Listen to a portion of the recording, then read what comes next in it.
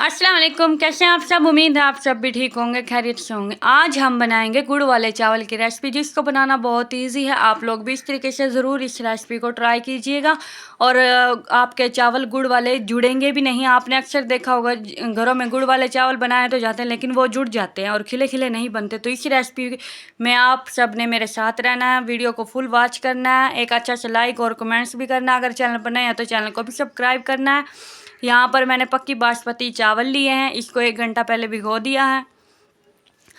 अब साथ में 1.5 लीटर के करीब पानी लेंगे। पानी को बॉईल होने के लिए रख दें और जब पानी के अंदर बॉईल आ जाए, इसके अंदर 1 से 1.5 चम्मच घी या ऑयल का इस्तेमाल करें। वैसे तो गुड़ वाले चावल घी के अंदर ही बनते हैं।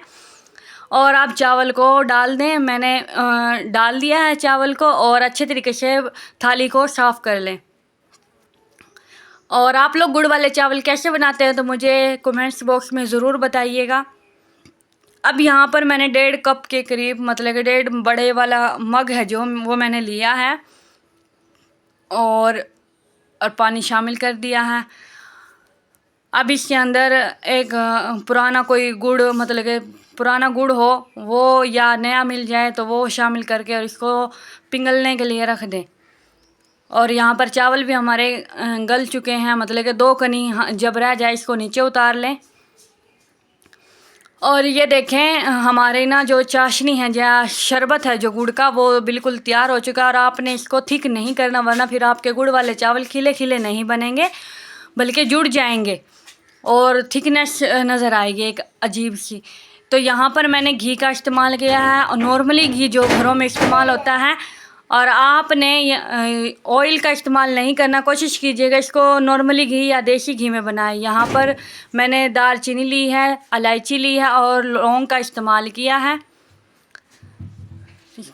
आप इनको थोड़ी देर के लिए रोस्ट होने के लिए रख दें और साथ में यहाँ पर इसको छान लें ताकि इसके अंदर जो गन्ने का कचरा वगैरह है वो भी निकल जाए।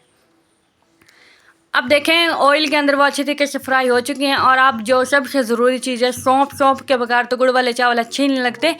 तो सौंफ को मैंने 2 चम्मच शामिल किया और वो है नारियल कटा हुआ और दाख, किशमिश जिसको बोलते हैं, किशमिश शामिल किया और इसको थोड़ी देर ना रोस्ट कर लें ताकि इसका अच्छा से एक ब्राउन सा कलर आ जाए।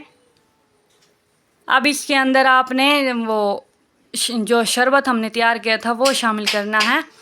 ये देखिए हो चुका है अच्छे तरीके से ब्राउन, लाइट ब्राउन से कलर लेके आना है। और अब इसके अंदर गुड़ का पानी शामिल कर दें और जब ये थोड़ा सा पकना स्टार्ट हो जाए तो इसके अंदर आप चावल को शामिल कर दें।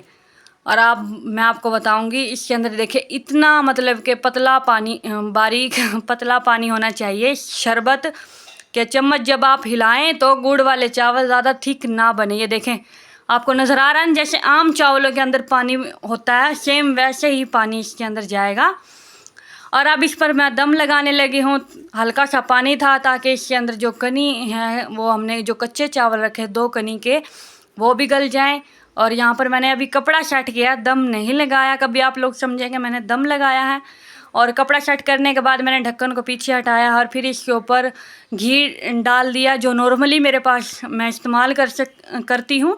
अगर आपके पास देसी घी है तो आप वो भी डाल लें, इससे और भी ज़्यादा आपका टेस्ट बहुत यमी बनेंगे चावल आपके, और ज़्यादा अच्छा टेस्ट उभर कर आएगा।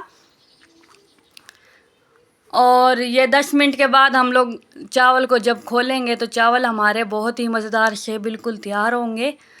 और अगर आपको लगे कि चावल आपके जुड़ रहे हैं या थोड़े सख्त हो गए हैं तो आप लोग थोड़ा सा ना दूध का छींटा लगा दें, जैसे नॉर्मली हाथ के साथ छींटा या चम्मच की मदद से जैसे घी शामिल किया ऐसे ही, और दूध डाल दें तो आपके चावल जो सख्त भी होंगे ना वो भी सॉफ्ट हो जाएंगे। और ये मज़ेदार से हमारे गुड़ वाले चावल बिल्कुल तैयार हैं। अगर मेरी ये रेसिपी आप सबको पसंद आई है तो मेरी वीडियो को लाइक करें, मेरे चैनल को सब्सक्राइब करें और मेरी हर आने वाली वीडियो आपको वक्त पर मिले तो मेरे बेल आइकॉन के बटन को भी दबा दें।